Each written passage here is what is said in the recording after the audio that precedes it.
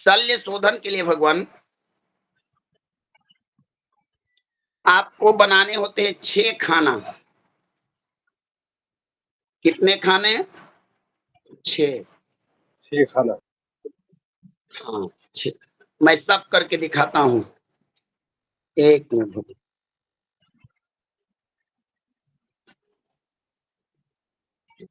वास्तु रत्नाकर किन्हीं के पास ग्रंथ है क्या आपके पास? फ्री है 5 मिनट। हाँ बताइए नहीं बताइए। नहीं नहीं गुरुदेव, किन्हीं के पास नहीं है? श्वेता जी के पास है, श्वेता जी के पास। चलिए आप उसमें से निकालिए शल्य शोधन विधि। और सब लोगों को मैंने कहा था कि ले लीजिए, तो किसी ने लिया नहीं। गुरुजी वो किताब मिल ही नहीं रहा है यहाँ। मैं मंगवा ऑनलाइन दूं? मंगवा लीजिए प्रभु जी। चौखंबा का पता ग्रुप में प्रेषित कर दिया जाएगा, वहां से आप ऑनलाइन मंगवा लीजिए, मिल जाएगी। गुरुजी वो जी जी अगर प्रभु जी, हिंदी में हो ऑनलाइन मिल गया। जाएगा, लेकिन हाँ मिल जाएगा, बिल्कुल मिल जाएगा ऑनलाइन। तो बनारस से आप संपर्क करिए, मिल जाएगा ऑनलाइन। नहीं चलिए ना भगवान आप। एक्चुअली वो हिंदी में मिल जाएगा, तो हिंदी में मिलने से जो मैं 10 दिन में पढ़ पाऊंगा वो 100 दिन लग जाएगा। मुझे तो प्रिया बांग्ला रंजन की जी, जरूरत है। प्रिया रंजन जी, हाँ गुरुजी बोलिए। अब इस समय आप मंगवाइएगा तो हमको दिक्कत हो जाएगा, क्योंकि इस समय पढ़ाई का समय है। बाद में मंगा लीजिएगा। चलिए मैं उपलब्ध करा देता हूँ पीडीएफ आपको, ठीक ना? मंगाइएगा क्यों? चलिए तो ठीक है गुरुजी, ठीक। शल्य शोधन में करना क्या होता है? शल्य का अर्थ आप लोग समझते हैं? बताइए। ऑपरेशन। ऑपरेशन नहीं भगवान, देखिए पहले इसका एवं भूशुद्धि दिक्साधनम च विधाय स्थल निश्चयम कुर्यात् तत् विधि मुहूर्त मार्तंड। मुहूर्त मार्तंड नामक एक ग्रंथाकार ने बताया कि शल्य शोधन के लिए ऐसे नहीं है कि पंडित जी को दक्षिणा दिए, तनी आइए पंडित जी, आंख बंद कीजिए, और किसी का खूब बढ़िया मार्बल टाइल्स लगा हुआ हो और जाके कह दीजिए कि आपके मकान के 8 हाथ नीचे श्वान का अश्व का शल्य है। अब बेचारा जजमान पंडित जी पर भरोसा करके और पूरा मकान खनवा दिया, और मिला कुछ नहीं।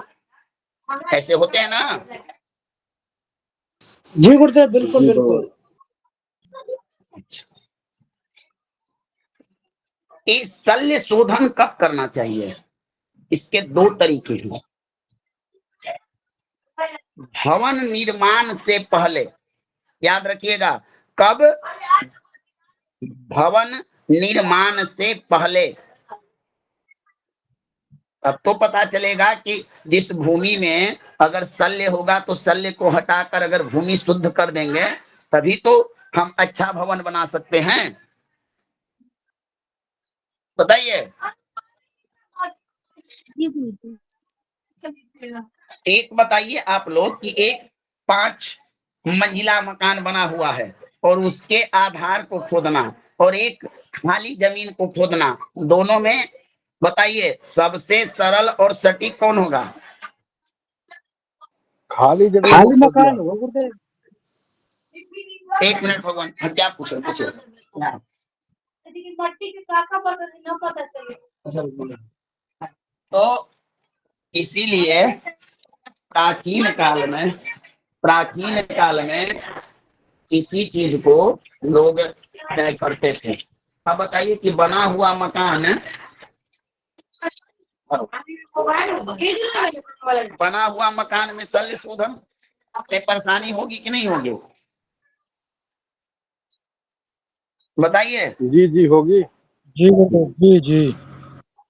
चलिए, तो इसीलिए शल्य शोधन जितना हो सके खाली जमीन में। समझ में आ गया ना? जी भगवान। अब देखिए, इन्होंने बताया शल्य शोधन के लिए शुभ मुहूर्त होना चाहिए। शुभ मुहूर्त जैसे भद्रा ना हो, भूमि सुप्त ना हो, राहु का मुख ना पड़े जहां हम क्योंकि क्योंकि शोधन करने के लिए हमको छेदना पड़ेगा ना, धरती को खनना पड़ेगा ना। बताइए जी गुरुदेव, जी बताइए। जी जी जी तो गुरुदेव। जी गुरुदेव बिल्कुल। हाँ, तो 16। अब शल्य क्या क्या होता है भगवान, अब इसके बारे में उन्होंने बताया। दूसरी बात, वास्तु रत्नाकर में नींव के बारे में बताया गया है, जिसे शिलान्यास कहते हैं, क्रिया आरंभ कहते हैं। बहुत लोग नहीं जानते हैं भगवान इसकी विधि भी। आप देखिएगा कितने पंडित जी लोग ऐसे हैं, कितने कितनों को तो मैं, इतना मुझ में क्षमता नहीं है कि सबको मैं गलत कह दूं, लेकिन 50 में से 20 ऐसे व्यक्ति आपको मिलेंगे नींव दिलाने वाले, जिनको ये पता नहीं होता है कि नींव पड़ना कहाँ चाहिए। करते हैं नाग के दिशा में नींव डाल देते हैं। शास्त्र की बात है, शास्त्र हमेशा कहता है कि शिलान्यास, मंडप रोपण, ये सब काम अग्नि कोण में करने चाहिए। आगन्यादिदंडम प्रत्यक्षण दक्षिण गतम सूत्रम समासदय, हमेशा अग्नि कोण में ही नींव दिया जाता है, हमेशा। सिर्फ खनन होता है राहु के मुख के मास अनुसार। समझ में आ गया?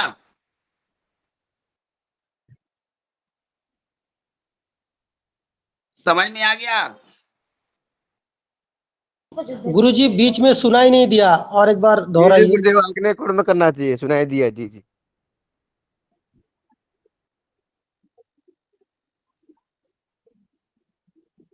जी, नवीन गुरुदेव आए। नींव जो होता है, अब सुनाई दे रहा है कि नहीं? जी गुरुदेव, सुनाई दे रहा है गुरुदेव। नवीन जी गुरु जी जी का दे रहा है रिजेंड गुरु। है। गुरु जी, नवीन गुरु जी एक का मिनट। रिजेंड है, कहना चाहते हैं। जी बोलो। नी नींव नींव जो होता है, अवधेश जी नींव दिलवाते हैं ना आप, शिलान्यास।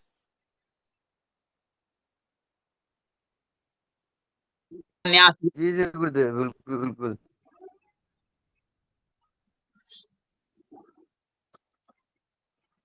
क्या हुआ भगवान? गुरुजी आपकी आपकी आवाज नहीं आ रही गुरुजी, स्पष्ट नहीं आ रही, कट कट के आ रही है।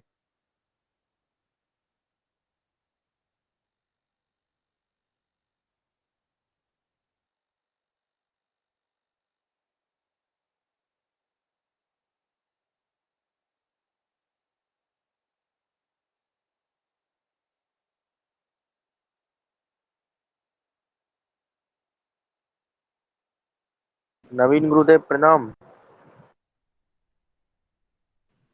नमो नमः प्रभु जी, नमो नमः।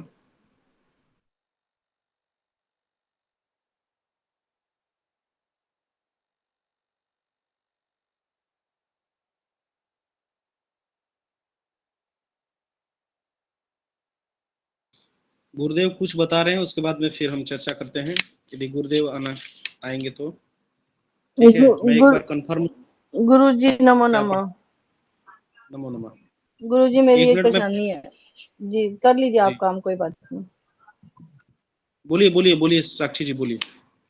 गुरु जी मैं अभी कैलकुलेशन करने बैठी थी, मैंने वो 6 सूत्र पहले वाले वो भी समझ में आ गए, आखिरी वाला भी समझ में आ गया, बीच में वाला ना मैं अटक रही हूँ। वो कौन जो सा? वो वाला दिशा वाला, अब वो दिशा भी चलो समझ में आ गया, लेकिन अब कहड़ा से दिशाएं जैसे निकालते हैं ना, उसका नाम राशि से वो चीज, अब वहीं अटक गई हूँ मैं। दिशा? दिशा जो है सो वो ध्रुवांक में दिशा का प्रयोग है ना, जो हम विंशोत्तरी दशा हम निकालते हैं। वही चीज मेरे को नहीं समझ में आ रही, वो मैं कहीं ना कहीं बीच में से कुछ ना कुछ लाइन में भूल रही हूँ या छोड़ रही हूँ, मेरा ध्रुवांक नहीं निकल पा रहा। ध्रुवांक निकालने के लिए सबसे पहला तो जो हमने जातक लिया है ना, जातक का नाम, ठीक है, हाँ जी। हाँ उसका जी। नाम में जो ध्रुवांक मिलेगा जिस वर्ग में आएगा, अ क च ट त प, उसके ऊपर जो संख्या लिखी है उसको एक जगह लिख लें, ठीक है। जी। उसके बाद जो स्थान का नाम है, ठीक ना, जो स्थान का नाम है उसको एक जगह लिख लें, उसका जो अंक मिल रहा जी है। गुरुजी, स्थान का नाम कैसे, मतलब उसने प्लाट लिया है, ठीक है, अब उसके घर से वो प्लाट मान लो उत्तर दिशा में है, अब मैं आगे हम्म क्या चलूं, आगे क्या करना है ये बताओ। मैंने ये नोट डाउन करके What? रख लिया, प्रवीण कुमार, और हम्म उसका जो प्लाट है उसके घर से उत्तर दिशा में है। अब क्या उस करूं, इसके के बाद क्या प्रोसीजर है? जो प्लॉट का जो स्थान का नाम है, जिस ग्राम में मोहल्ले में रहता होगा उसका कुछ नाम होगा ना। अच्छा, वो है चलो वो शांति मोहल्ला है, समझ लो शांति मोहल्ला है, कुछ ऐसे करके ही ठीक है, आप शांति मोहल्ला से करो, अशांति मोहल्ला। है, शांति मोहल्ला यानी कि 100 वर्ग होगा, है ना। तो हाँ जी। तो 100 वर्ग के ऊपर जो है जो अंक लिखा हुआ है, कितना लिखा हुआ है बताइए। 8, 8 होगा वो वहां पे। 8 नहीं होगा ना, 2 होगा ना। सबसे आखिरी में आता है ना गुरुजी। आखिरी में आता है, लेकिन ध्रुवांक का जो हमने बताया है आपको, उस ध्रुवांक में गज सर अश्व ऋतु मही गुणा द्वि है ना। नहीं, इस फिर वाले यही वाली गुरुजी फिर मैंने नहीं सुना, यही वाली क्लास मेरी छूट गई है। यही हाँ कहीं तो मैं फिर कहीं भी, तभी मैं फेल हो रही हूँ, यहाँ पे ही फेल हो रही हूँ।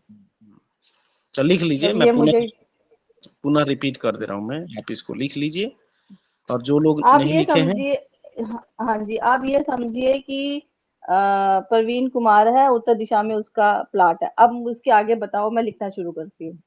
हाँ, प्रवीण कुमार का जातक है, तो बाकी सारी चीजें जो पहले जो ध्रुवांक हम निकालेंगे उससे पहले उसका पहला वाला जो वर्ग बताए थे, जो 8 वर्ग का था, अ क च ट त प य स, है ना, उन सबका जो हाँ है सो जी। क्रम 1 2 3 4 5 6 7 8 था, ठीक है। हाँ। हाँ जी।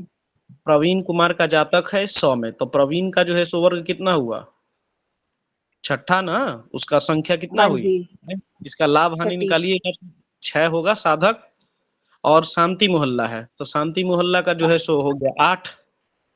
हाँ जी।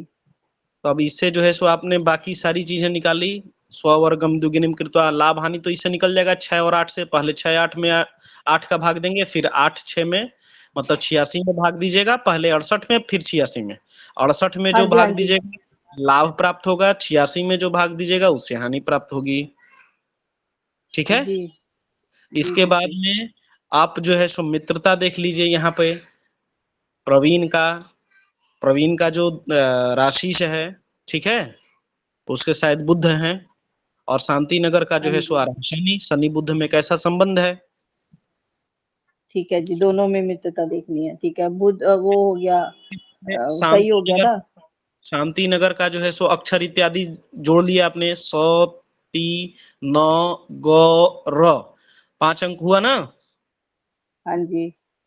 या फिर आपने, हाँ 5 ही होगा ना, 5 में जो है सो आप भाग 5 का है ना, तो क्या सूत्र बताए थे, 5वें के लिए सूत्र बताए थे ना, ग्रामवास काकनी का। हाँ जी। हाँ जी। हाँ जी, बताया था गुरुजी। हाँ, तो ग्रामवास का जो है सो अक्षर के साथ में लेंगे, कितने अक्षर मिल रहे हैं, ठीक है, उसमें जो है अक्षर जो है सो जोड़ के और फिर जो है सो भाग देना है, और भाग देने के बाद जो शेष फल प्राप्त आपको होता है वह जो है सो बताता है जातक को पुत्र लाभ होगा कि रोग भय होगा कि मृत्यु तुल्य कष्ट होगा, ये सारी चीजें है ना। हाँ जी। इसके बाद में है स्ववर्गम द्विगुणिम कृत्वा परवर्गेन योजयेत, तो स्ववर्गे पहले जो है सो प्रवीण का देखेंगे, तो प्रवीण का जो है सो वर्ग क्या है, छठा वर्ग है, तो 6 × 2 पर वर्गे न योजित, फिर उसमें 8 जोड़ देंगे, 6 दूनी फिर 6, अष्टाभीष्ट भवेत भाग्यम, 8 से इसमें भाग देना, जो भी योगफल पर, मैं शॉर्टकट बता रहा हूँ एकदम, पूरा मैं विधि आपको सारा चीज बताया जा चुका है, कई बार रिपीट हुआ है ना। हाँ जी हाँ जी हाँ जी, ये हो गया, 8 से भाग कर देंगे उसको। 8 गुना करेंगे, 8 दूना 16 और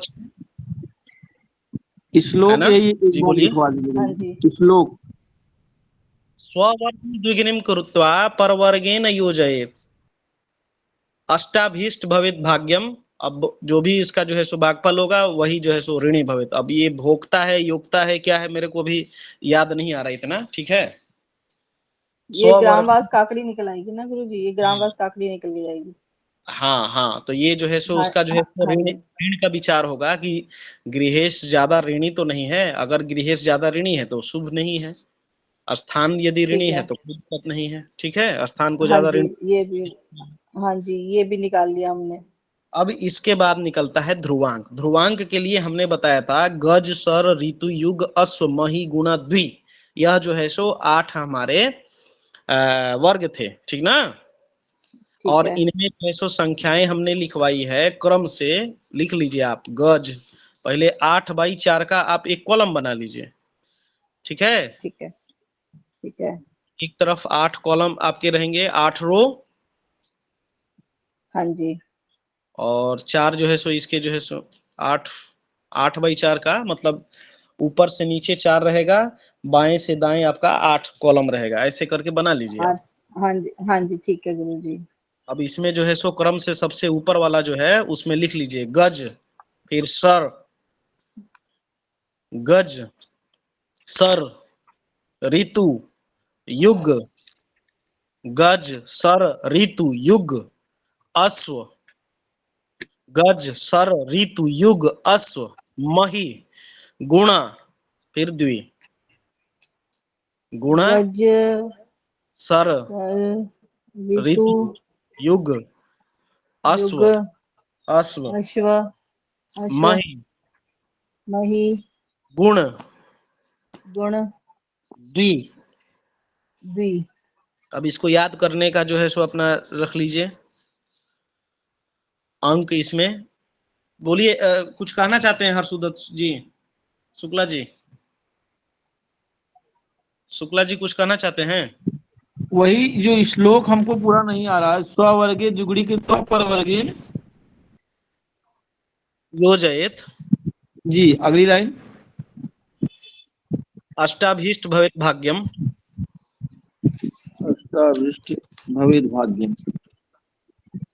हाँ, आगे गुरु जी। अब इसका क्या है पता नहीं, एक एक शब्द मेरे से छूट रहा है, मेरे को ध्यान में नहीं है, योक्ता जी है या भोक्ता है। मेरे हिसाब से शायद भोक्ता है, भोक्ता ऋणी भवेत, ठीक ना। मतलब जिसके लिए हम देख रहे हैं वह जो है सो ऋणी रहेगा, उतना ऋण उसको प्राप्त होगा, ठीक है। जी। समझ गए हर्षुदत्त जी। स्ववर्गम, इसका सूत्र जो है सो जो भी हो, इसका श्लोक जो भी है ध्यान आप देख गूगल कर लीजिएगा, पता चल जाएगा। लेकिन इसका सूत्र मतलब वही है, आपको क्या करना है, अपना वर्ग जो पहला वाला जो वर्ग हम बताए हैं, पहला सबसे फर्स्ट वर्ग, उसमें जो है उसका जो 2 मत संख्या लीजिए। हमको प्राप्त हुई है, और उसमें दूसरे का जो वर्ग है यानी कि स्थान का वर्ग है उसको जोड़ देना है। अब इसमें 8 से भाग देना है। यह दोनों क्रम से करेंगे, पहले साधक फिर जो है सो साध्य, ठीक ना। पहले साधक का यानी गृहेश का, फिर जो है सो स्थान का, ठीक है। 8 से भाग दे देना जितना बाद शेष में। हाँ, बाद में 8 से भाग देना है। अब जितना जो है सो जी शेष बचेगा वही जो है सो उसका ऋण कहलाएगा। तो हमको यहाँ जी ध्यान ये रखना है कि गृहेश का ऋण अधिक नहीं होना चाहिए, ठीक ना। यदि गृहेश का ऋण अधिक मिल रहा है तो वो शुभ नहीं है, स्थान का ऋण अधिक हो तो चलेगा, ठीक है। जी ग्राम का वहां चलेगा। क्लियर है ना ये। जी जी जी। चलिए अब लिखिए, आपने लिख लिया साक्षी जी, गज सर ऋतु युग अश्व मही गुणा द्वि, लिख लिया आपने। हाँ जी गुरु जी। हाँ जी। अब उसके बाद में अंक लिखते जाइए, 8 5 क्रम से, 8 5 4 क्रम से 854। हाँ, पहला 8 फिर 5 6 तब 4। 6 6 फिर 4 856।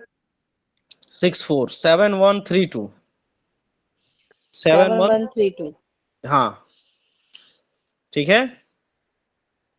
जी। अब जो है सो उसके नीचे जो है सो क्रम से वर्ग लिख दीजिए, अ क च ट त प य स, जो वर्ग है ना हमारे, अ क च ट त प य स, अ क अ च क ट ट त प य स, अवर्ग अ क क वर्ग, हाँ जी, अ अवर्ग क क च ट वर्ग त क वर्ग प त वर्ग य, त हाँ वर्ग प वर्ग य वर्ग और सबसे अंतिम में स वर्ग। ये क्रम से लिखते वर्ग, जाइए। हाँ जी लिख आठ, लिया। 8 के नीचे अ, 5 के नीचे क, 2 के नीचे स, हो गया। जी गुरुजी। अब जो है सो क्रम से जो है सो क्लॉकवाइज दिशा बैठा दीजिए। सबसे पहले स्टार्ट करेंगे पूर्व दिशा से, इसके बाद क्लॉकवाइज चलते जाइए, घड़ी जैसे सुई चलती है वैसे। पूर्व, अग्नि, दक्षिण, नैऋत्य, पश्चिम, वायव्य, उत्तर और सबसे अंतिम में ईशान।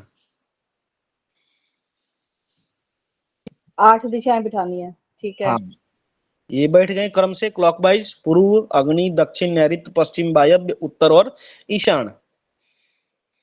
यानी कि जी ईस्ट, गुरुजी। South east, south, south west, west, north west, north, फिर नॉर्थ ईस्ट। ठीक है ना। हो गया गुरुजी। अब यह जो लिखा है आपको, ये पूर्व जो दिशाएं लिखी हैं, वो सारी दिशाओं का ऊपर में जो अंक लिखा हुआ है ना, वो उसका अंक है। यानी कि यदि हम अग्नि कोण बोलते हैं तो उसका जो है सो अंक है 5। अगर हम वायव्य की बात करते हैं तो उसका अंक है 1। ठीक है, इसको इस तरीके से समझना है। ठीक ठीक है। है। अब जो है स्थान, अब जैसे आपने बताया क्या, प्रवीण नाम का जातक, तो प्रवीण यानी कि प वर्ग, प वर्ग का अंक कितना है, 1। प वर्ग का जी अंक गुरुजी। 1। एक एक एक। स्थान कौन सा है, शांति नगर, शांति नगर का अंक कितना है, 100 वर्ग, 100 वर्ग का मतलब कि 2। दो, दो। ठीक है। और दिशा कौन सी है, अब उत्तर दिशा। उत्तर दिशा, उत्तर दिशा का अंक है 3। उत्तर जी दिशा गुरुजी। का अंक है 3। इसी प्रकार से बाकी सभी पिंड के लिए अपना समझना है, ठीक ना। स्थान और जातक और दिशा, इसका जो है सो इसमें अंक हमको देखना है। स्थान और जातक का हम वर्ग से देखेंगे, जो दिशा लिखा हुआ है उस दिशा के ऊपर जो वर्ग है उसके ऊपर जो अंक लिखा हुआ है, इस पर ध्यान केंद्रित करेंगे, ठीक ना। जिस दिशा में जिस वर्ग में जो अंक प्राप्त है उसको सबको जोड़ देना है, और जोड़ के सबसे पहला है विंशोत्तरी दशा, ठीक ना। तो विंशोत्तरी दशा को सबसे पहले देखते हैं। तो अब हमको कितना प्राप्त हुआ, 1+3, 1+2+3, यही ना, यानी कि 6 अंक। 6 हाँ में हम विंशोत्तरी दशा, 9 ग्रह की दशा चलती है, तो वहां पे 9 से भाग देंगे, ठीक है। तो 9 से भाग देंगे तो शेष बचेगा 6। 6 का मतलब है शनि, ठीक ना। 6 शेष बचेगा तो कितना, भाग नहीं लगेगा ना, तो भाग नहीं लगेगा तो वो जितना हम भाग दे रहे हैं वही शेष बच जाएगा, तो वो शनि की दिशा बता रहा है ना। तो ठीक है गुरुजी। शनि का जो, दक्षिण दिशा। हाँ शनि का जो दिशा है, शनि का जो दिशा है, मतलब शनि की जो दशा है, वह जो है सो मकान के लिए शुभ नहीं मानी जाती है। शुभ कौन सी है, चंद्र, गुरु, बुध और शुक्र।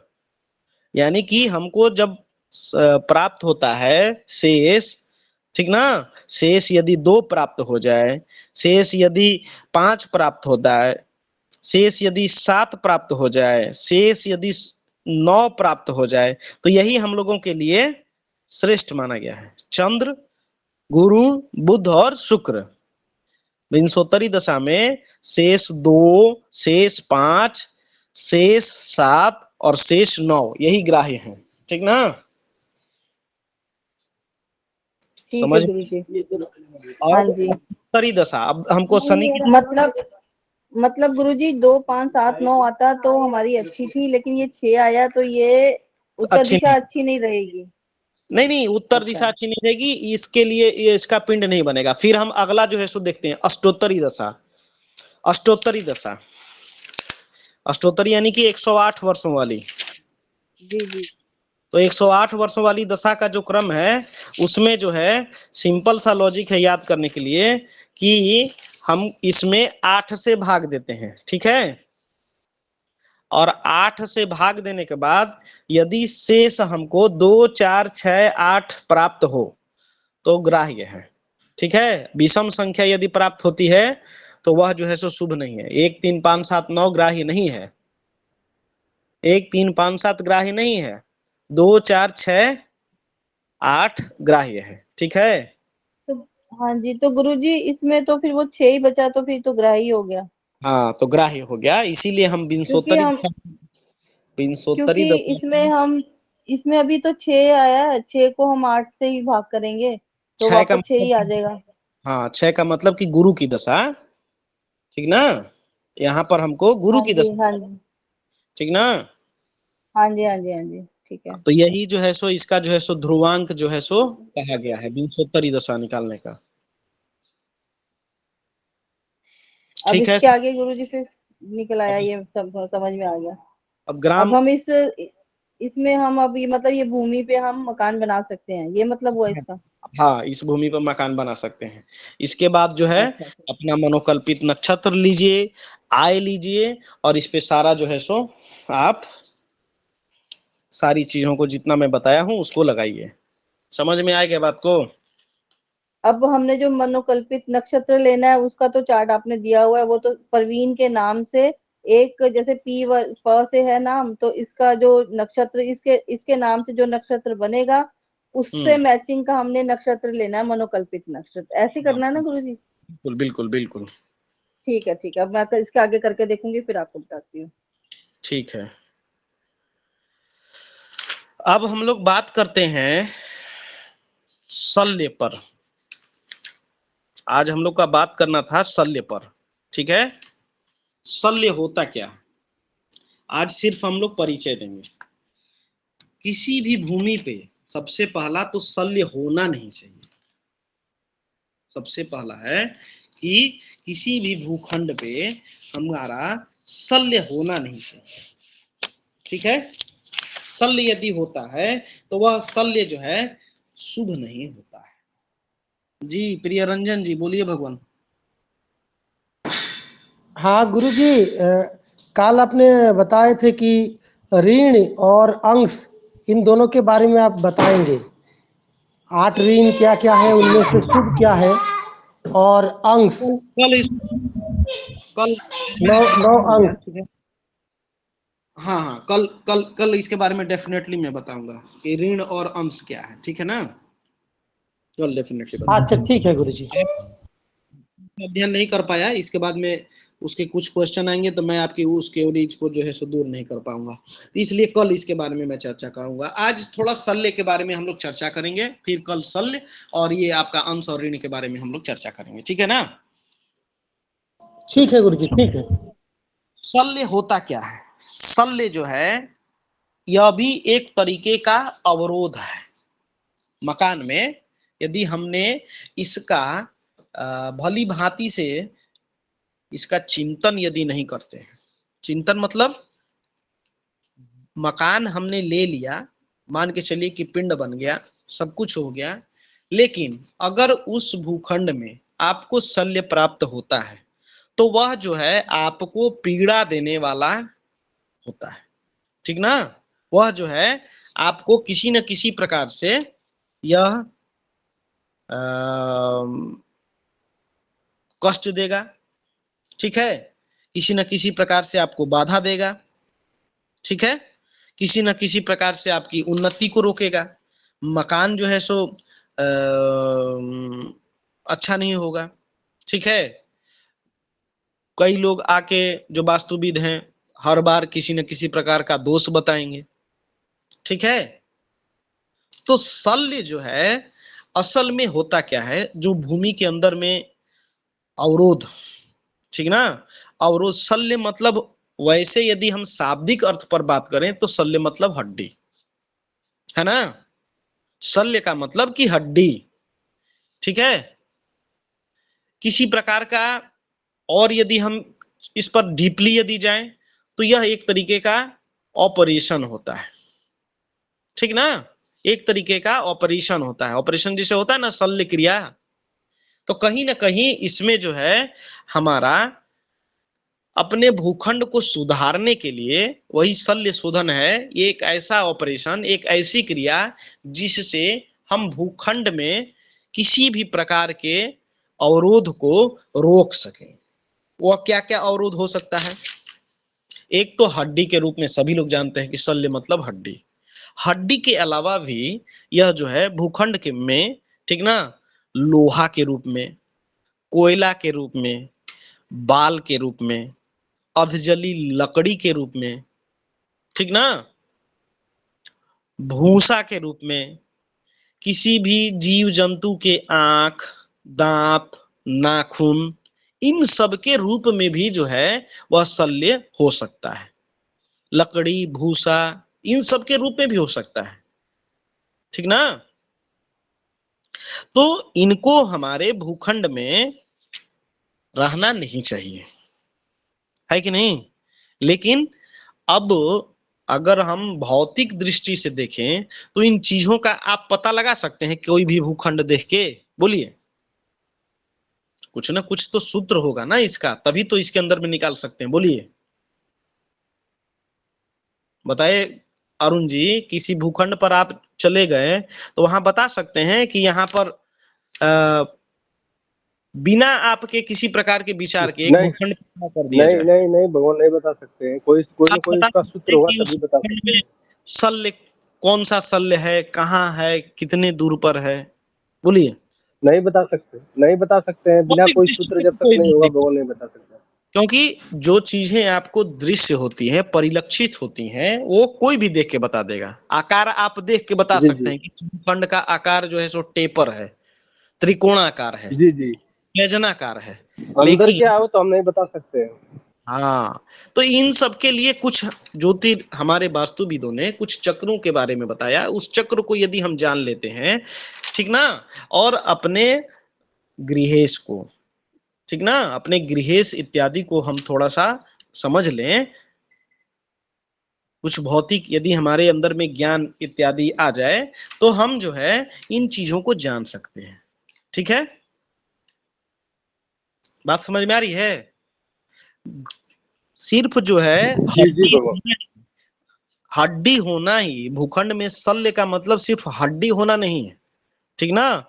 भूखंड में सिर्फ हड्डी होना ही शल्य नहीं है। यदि किसी के दांत हैं, कोई भी जीव जंतु के नाखून है, किसी भी जीव जंतु का, ठीक ना, यदि किसी का आंख है वहां पर, है ना, अंगार अधजली लकड़ी है, भूसा है, बाल हैं, केस हैं किसी के, ठीक ना, यदि भूखंड के अंदर कोयला होता है, लोहा होता है, तो वह सब भी धातु, किसी प्रकार का धातु है, तो वह सब भी शल्य के अंतर्गत ही आता है।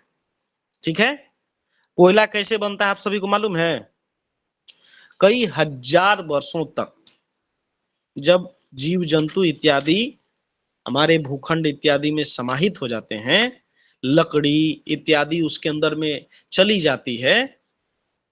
लकड़ी मतलब समझ रहे हैं ना, पेड़ इत्यादि गिर के उसके अंदर में सूख गए, हवा इत्यादि उनके अंदर में नहीं लगी, वो सीधे धरती के गर्भ में समाहित हो गए।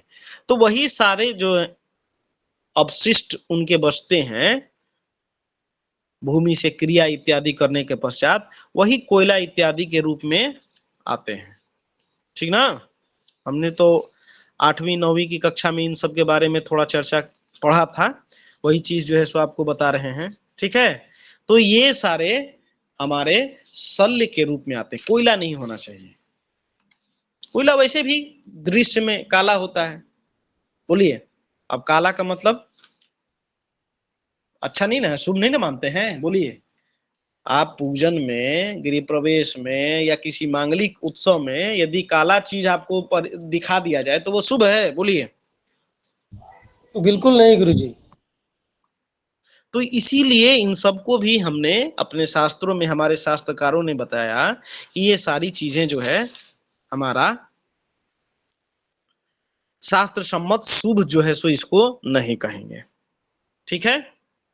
अब इसमें जो है दो वर्ग आते हैं, ठीक है, दो वर्ग आते हैं। उन दो वर्गों को हम पहले समझ लें, ठीक है, दो वर्ग क्या क्या है। तो दो वर्गों में समानता एक ही है कि यह जो है दो तरीके से देखने का हमारा शल्य जो है समझने का एक विधि है, ठीक ना, शल्य समझने का एक प्रक्रिया है। यह जो है सो वर्ग आपको हम कल बताएंगे, ठीक है ना, कल इसके बारे में। लेकिन ये दोनों जो वर्ग हैं, ठीक ना, दोनों वर्ग हमारा शल्य शोधन के लिए महत्वपूर्ण है, शल्य शोधन के लिए। अब हम जो पाठ्यक्रम आपको पढ़ा रहे हैं यह है शल्योद्धार प्रकरण, ठीक है ना, शल्योद्धार प्रकरण, आप इसको ध्यान में रख लें, ठीक है, शल्योद्धार प्रकरण, ठीक है ना। गुरुदेव ने शायद आज बताया था गृह निर्माण से संबंधित, जीर्णोद्धार इत्यादि से, है ना, नींव के बारे में बताएं। नींव के बारे में, नींव के बारे में, खाप खोदने के बारे में, नींव के बारे में, ठीक है। तो यह जो प्रकरण है शल्योद्धार का प्रकरण उससे पहले का है।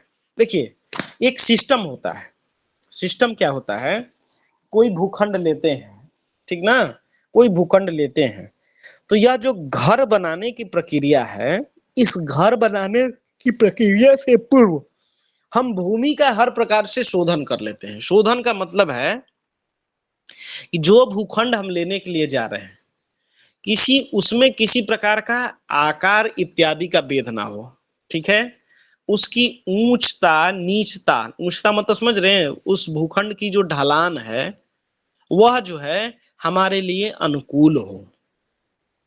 पहला तो उसका आकार भेद नहीं होना चाहिए, दूसरा उस भूखंड में हमारा ढलान उपयुक्त हो, तीसरा क्या देखते हैं कि हमारे जो भूखंड है उसमें रास्ता इत्यादि कहाँ से आ रही है, वहां भवन जो बाकी भवन निर्माण है या होने वाले हैं तत्काल में, वहां पर किस प्रकार की भौतिक स्थिति बनती है।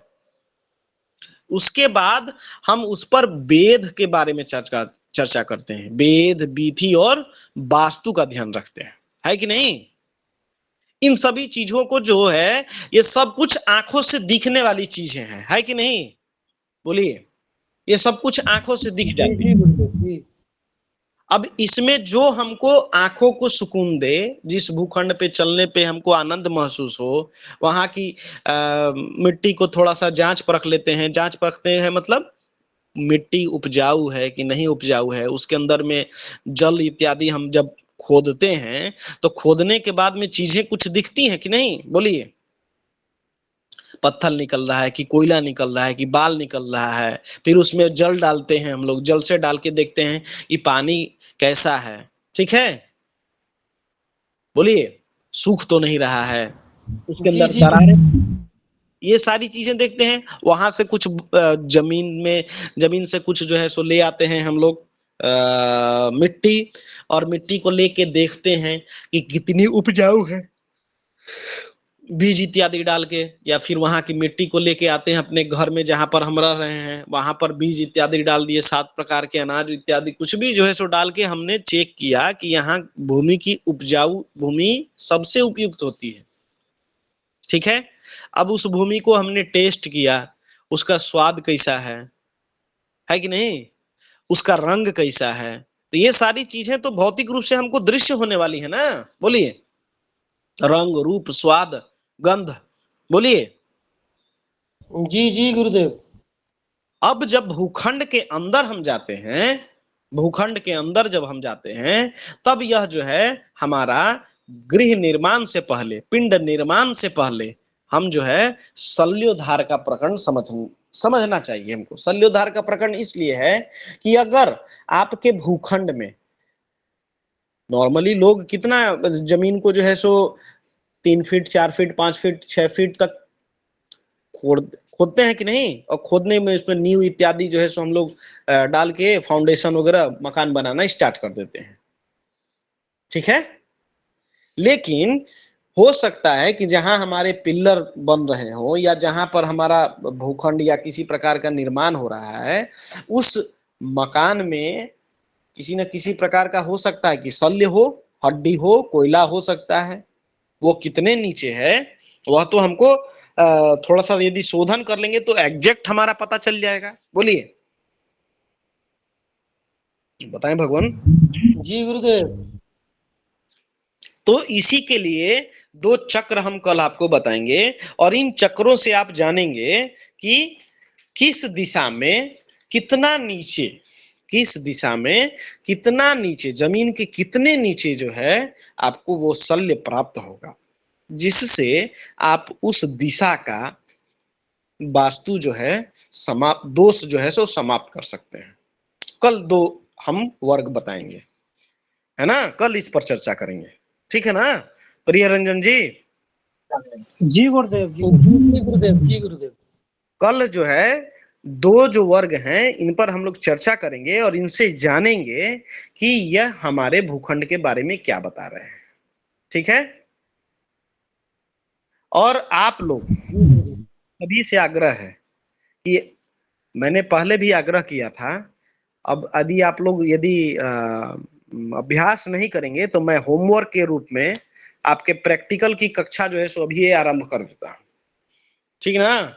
और प्रत्येक लोग को एक एक दिन एक एक पिंडानयन का जो है सो हम देंगे साधन, ठीक है? वो आप लोगों को करके बताना है, ठीक है? और बताने के साथ साथ उसको ग्रुप में डालिए कि बाकी लोग देखें, ठीक है? समझ रहे हैं बात को? जी गुरुदेव। जी जी अभ्यास गुरुदेव, ठीक है। अभ्यास करना पड़ेगा, नहीं अभ्यास करिएगा तो फिर हम जबरदस्ती अभ्यास कराएंगे, ये जान लीजिए। जी जी गुरुदेव, गुरु जी आप जबरदस्ती कराओ तब तो हो भी जाएगा। हाँ जी बिल्कुल, हमको लगता है कराना पड़ेगा क्योंकि बहुत लोग जो है सो छोड़ रहे हैं। बताइए, किसी का भी ग्रुप में मैसेज नहीं आता है कि गुरुजी ई पिंड में हम यहाँ तक पहुंचे हैं, हमको ये समस्या है, कृपया करके बताइए। अब क्लास में यदि हम एक एक लोग को बताएंगे तब तो हमारा वास्तु का प्रकरण पूरा कंप्लीट ही हो जाएगा क्या? और गुरु बोलिए। जी ये पहले वाली चीजें जाननी भी जरूरी है, इनके ऊपर प्रैक्टिस बहुत जरूरी है। नहीं जानेंगे तो फिर आप लोगों को समस्या होगी। अब यदि हम बिल्कुल। किसी भी प्रकार से यदि मान के चलिए कि वास्तु पुरुष को जानने से पहले यदि हम शल्य शोधन न जाने, पिंडानयन न जाने, ठीक है, और ये सारे वर्गों पे ही आधारित हैं, तो आप बताइए कि किस प्रकार से हम आगे विचार करेंगे इस पर। किसी को लग्न निकालने ही नहीं आया और हम बता दें कि नींव खोदने के लिए ये समय शुभ है, कैसे पता चलेगा बताइए? हम निकालेंगे बिल्कुल सही गुरु जी, बिल्कुल सही। बिल्कुल सही गुरुजी, बिल्कुल। तो ये गुरु जी ये पिंडानयन में एक्चुअली एक ही चीज में प्रॉब्लम होता है। सारा जो कंडीशन है वो कंडीशन को देख के मनोवांछित नक्षत्र को सिलेक्शन करना, यही सबसे बड़ा प्रॉब्लम है। ये अगर सिलेक्शन हो गया तो पिंडातनयन तो हो ही जाता है। अब तो करेंगे तबे ना आएगा भगवान। पंचांग कोई देखना ही नहीं चाहता है, कलम कॉपी कोई चलाने नहीं चाहता है, तो कैसे बनेगा कोई भी? अच्छा ये बताइए कि मैं ही आप लोगों के सामने जो है सो चला रहा हूँ, बता रहा हूँ, ये कक्षा जो है मैं क्या घर से सीख के आया था? बोलिए, जन्म से सीख के आया था ये? बोलिए, नहीं नहीं गुरुदेव, आप भी अभ्यास किए हैं तो। बिना अभ्यास के कैसे होगा भगवान? आप लोग ज्योतिष में बताइए कि भयात भभोग निकाल चुके हैं, गणित के प्रकरण समझ चुके हैं, द्वादश लग्न को आपने साध रखा है, तब यह बताइए कि इसको कैसे जो है सो आप लोग जो है सो इतना कलम कापी नहीं चलेगा तो कैसे? इसको जानते क्या बोलते हैं? इसको आलस्य बोलते हैं, समझ गए? आलस्य। न्यूमरोलॉजी में एक चीज है, जानते हैं क्या कहते हैं? एक्शन प्लेन, ठीक है, एक्शन प्लेन। तो अब आप लोगों का हम जन्म डेट ऑफ बर्थ लेंगे एक एक करके, ठीक ना, और एक एक करके डेट ऑफ बर्थ लेके देखेंगे कि किसका एक्शन प्लेन सबसे कमजोर है, किसका सबसे ज्यादा अच्छा है, ठीक है? तबे ना पता चलेगा कि लोग करने वाले हैं कि नहीं करने वाले हैं। क्या उद्देश्य जी? जी गुरु जी, ये जरूर लीजिए जी गुरु जी जी। गुरुजी, हैं? गुरु जी मेरा ही ले लो पहले तो। ये हम लोग भी जान पाएंगे सामने से। ये महोदय तो जी इसको बताइए आप कैसे लोगों को बताइए। करना होगा महोदया, आप सभी जब तक। हाँ तो हम आपका पूरा भूत भविष्य वर्तमान थोड़ा देखेंगे, आपके जैसा हम भी तो जो है सो थोड़ा सा तेज तरह पुरुष हैं। हम खाली देखेंगे कि एक्शन प्लेन कमजोर है, इसका मतलब ही करेगा नहीं, बस। अब उनको एक एक करके क्लास से रिमूव करते चले जाएंगे। बोलिए, अच्छा लगेगा? वास्तु पुरुष को जानने के लिए अब हम जा रहे हैं। हमने सोचा कि आप लोगों को अहिबल चक्र बताएं। अब हम देख रहे हैं कि यहाँ पर कोई रिस्पॉन्स ही नहीं है आपको। मैथमेटिक्स का जब भी पोर्शन आ जाता है, गणित का जब प्रकरण आ जाता है, आप सभी जो है एकदम मतलब क्या बोलते हैं, सांप सूंघ जाता है कक्षा को, एकदम शून्य सपाट हो जाती है, कोई रिस्पॉन्स ही नहीं है। ऐसा क्यों है? कक्षा में गणित के प्रति इतना जो है सो द्वेष क्यों है आप लोगों का? नहीं नहीं बताइए। गुरुजी, हम लोग प्रकरण कर रहे हैं, गणित कर रहे हैं गुरुजी, पिंडास्नान कर रहे हैं, घर में प्रैक्टिस कर रहे हैं। जी कुछ कहना चाहते थे, हैंड रेज किए थे बीच में, बोलिए भगवान। बद्री प्रसाद जी। गुरुजी मैं तो ये कहना चाह रहा था कि करता करता अभ्यास से जड़मति होए सुजान। बिल्कुल बिल्कुल। अभ्यास करोगे तो विद्वान बन जाओगे, और नहीं बस करोगे तो ठीक है, आपने क्लास ले ली और जैसी नहीं रहा, बैठो घर। बिल्कुल बिल्कुल बिल्कुल भगवान, बिल्कुल सही कहा आपने। मनोज मिश्रा जी हम लोग के बीच में हैं। आप लोग को मालूम होना चाहिए कि अभी नित्य अभ्यास करते हैं। मैं पर्सनली जो है सो जानता हूँ, कोई भी कक्षा छूटती है इसका अभ्यास करते हैं। मनोज मिश्रा जी, नमो नमः प्रभु जी, स्वागत है आपका। मनोज मिश्रा जी। जी प्रभु, सर्वेभ्यो नमो नमः। नमो नमः। पहले तो भगवान आपसे आग्रह करेंगे कि अपना जो है सो उम्र बताइए एक बार, मेरे आग्रह पे सिर्फ। सेवानिवृत्त हुए 2 वर्ष हो गए, तो 62 प्लस चल रहा हूँ। बिल्कुल 62-65 का उम्र है, फिर भी अभ्यास करते हैं। ज्योतिष की कक्षा से हम जान रहे हैं इनको, ज्योतिष की कक्षा से। ये हैं हरि किशन शर्मा जी हैं, वंदना जी हैं। ये सभी जो है सो निरंतर अभ्यास करके ही इन चीजों को समझ पाए हैं। बताइए भगवान, भयात भवो का प्रकरण जब शुरू में हमने चलाया था, सबसे पहले गणित ज्योतिष की कक्षा, जी जी जी।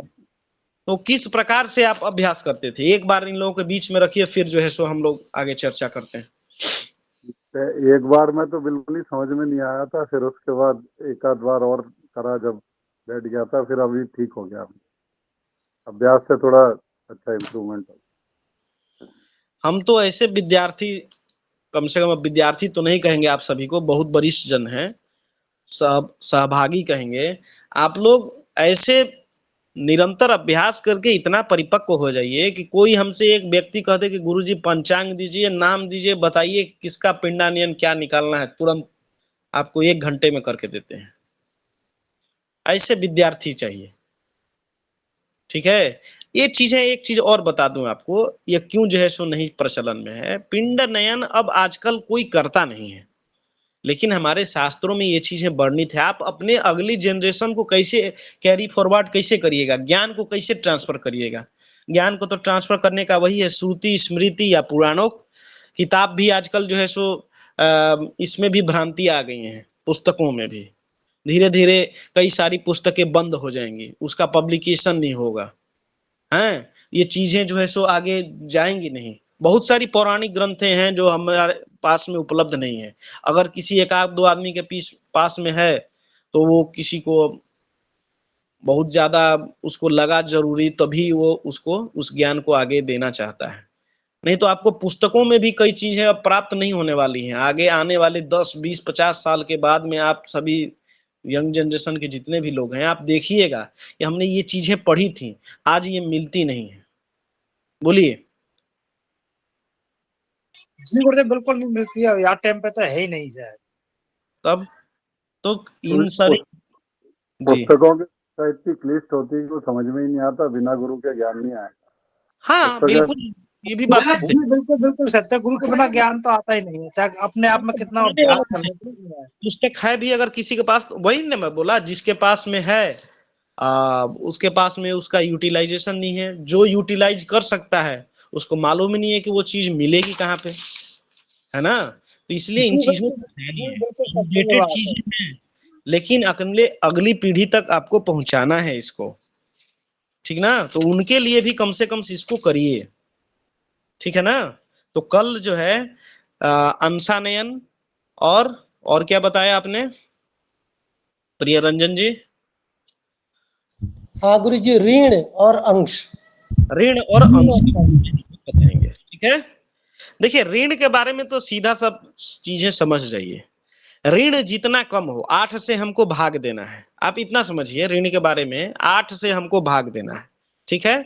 तो हमारा ऋण जितना कम हो, कम का मतलब 1 2 मैक्सिमम जो है सो 1 2 3 तक चले, इसके बाद जो है सो ऋण अच्छा नहीं होता है।